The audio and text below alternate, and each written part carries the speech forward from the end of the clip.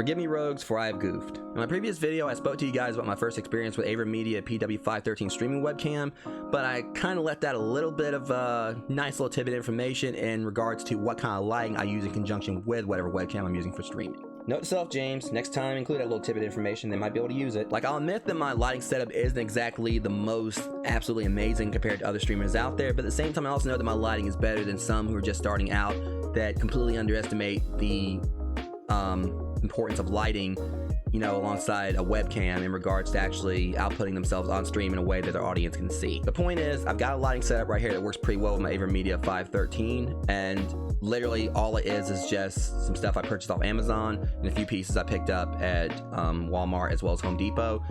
And in this video, I'm going to be showing you guys how to do something similar for yourselves. That being said, rogues, this is Masquemare here, and I'm going to speak to you guys on how to give yourself a somewhat decent lighting setup without having to pay like, what, $400 for the Elgato key light. In regards to getting 2 of those, that's what you're going to need for, you know, getting proper lighting all around. Not knocking Elgato for their products, but I am knocking them for the price of those products. So hopefully this will help you guys out. So let's go ahead and jump on into it. So as I just kind of spoke on a little bit in this introduction, one thing that I know that I've seen like a lot of streamers kind of do, like in the years I've been at this, is completely underestimate the importance of their lighting in conjunction with a streaming webcam or just a webcam in general. Like, I've went to streams and seen like everything just be like pitch black for the most part. You can't really see the streamer, you know, not knocking them for their effort and at least trying to stream, but let's just say that their overall webcam interface in regards to the lighting settings, they could have like messed around with, at least try to, you know, put a little bit more light into it, like even without actual lights, like an actual, you know, lighting system. Like, there's so much else they could have done to really kind of make their webcam pop with probably what they could have worked with, give or take. So that's the reason why I did a guide for my guide for new streamers some time ago, which pretty much detailed what I call the holy trinity of streaming setups, which is, you know, in this order: your mic, your lighting, and your webcam. I put the mic before everything else because while technically speaking, the mic on a webcam could work for, like, let's say if you're doing like a makeup stream or something, or like doing a special effects stream like I've seen some streamers do, a built-in mic on a webcam would work well for those types of streams because it's kind of a pro in that they'll be right up on the camera, not have to worry about like sacrificing like quality to their mic, and also you won't have to worry about like something like this being in the way, like a Yeti or whatever mic they're using being in the way. So while they're doing that, you're like, you know, you guys get the picture. It can be a little bit cumbersome in that regard.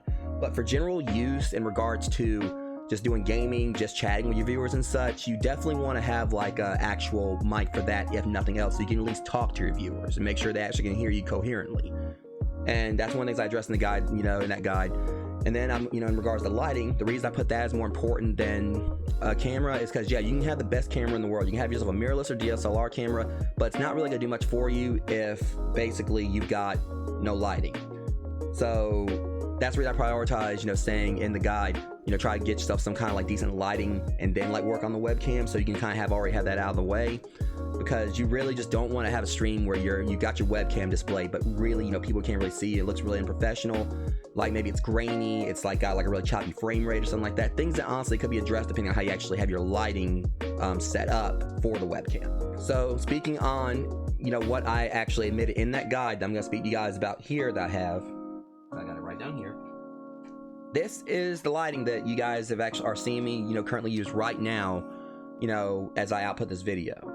It's kind of like a little bit modified because technically what I've got like right there is a little desktop lamp taking the, you know, the place of this one, you know, for the purpose of showing you guys through this video, as well as the fact that for what I've been doing with my streams, I have that light right there to kind of like give a little bit more of a splash of, you know, lighting to my face from a different angle. Well, that one's kind of like, you know, obviously at the same level as this thing right here, and I've got the ring light right there. So this literally cost me, you know, to build about, you know, the light itself, it was the clamp. This is literally like a 2-pack of clamps I got off Amazon. You know, it's the same exact kind for the most part that I have for the clamp for my mic arm. I have this dowel rod I got for like from Walmart for like what, like 97 cents give or take. And this is also from Walmart, this little utility lamp you normally use for cars and regards things like that.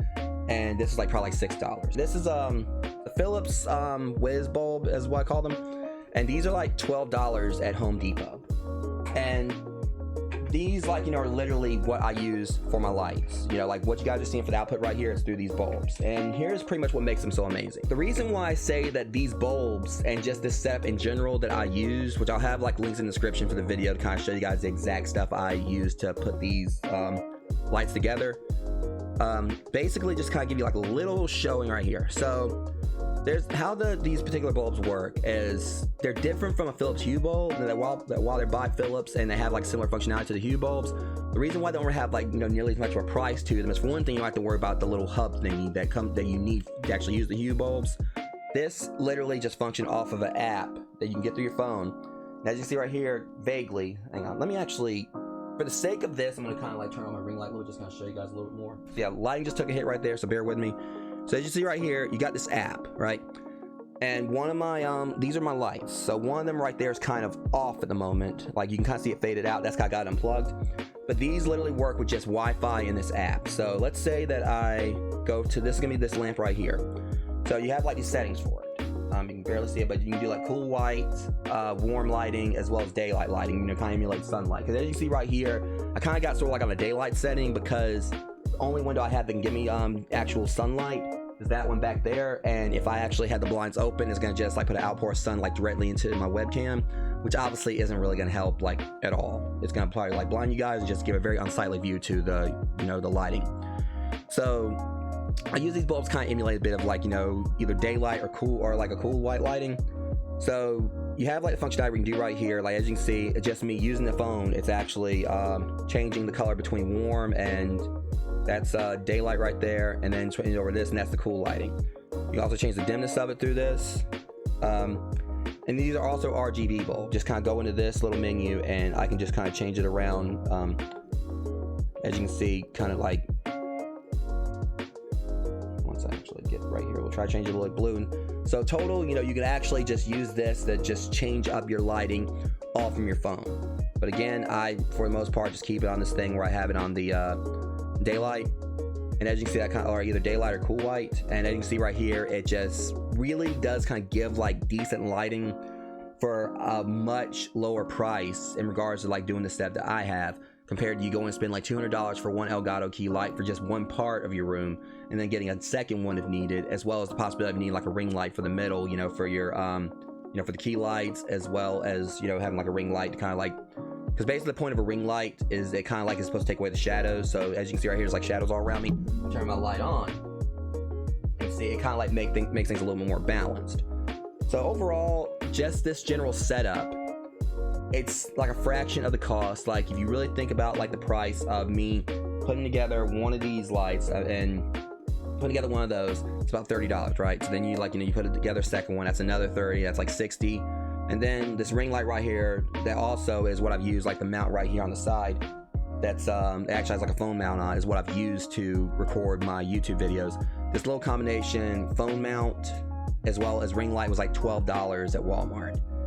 And then there's the fact that there's like another bulb I got right there in that lamp, which the lamp I got at a thrift store, so we're just gonna kind of like just keep that out of this. The total, you would be spending like less than $100 on a setup like this if you kind of like take in like 3 bulbs here, like assuming you already have like a lamp. We'll just kind of say you already have a lamp like I have right here in a way.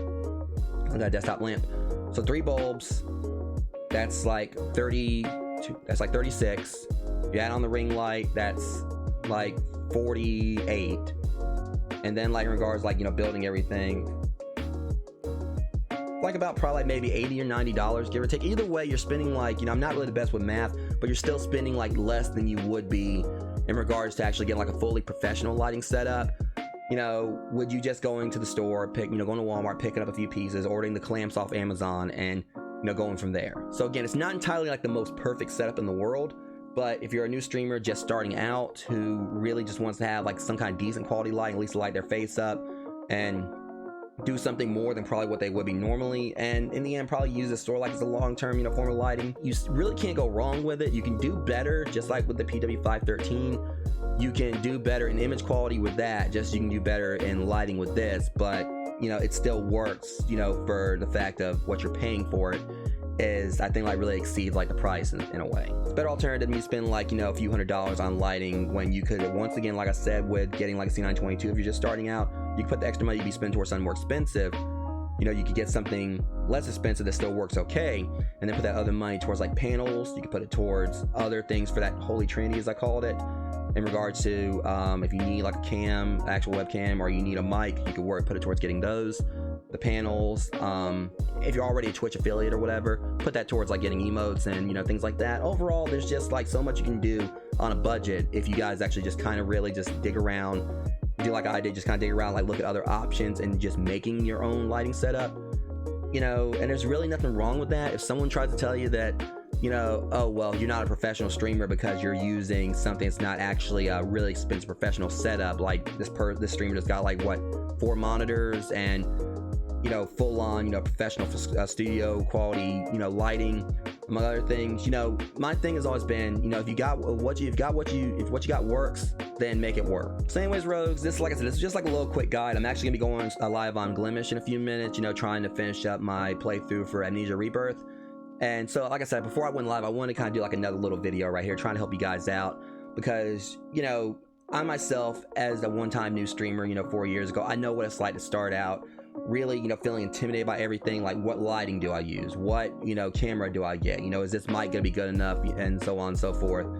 And, you know, it's that fear of not knowing, like, you know, you going into it with a setup that might be somewhat cheap or whatever, and wonder if people are going to judge you. And the thing about it is, as long as you're doing what you enjoy, and as long as, you know, the setup you've got works for you and works for those actually truly to support you, then that's all that matters.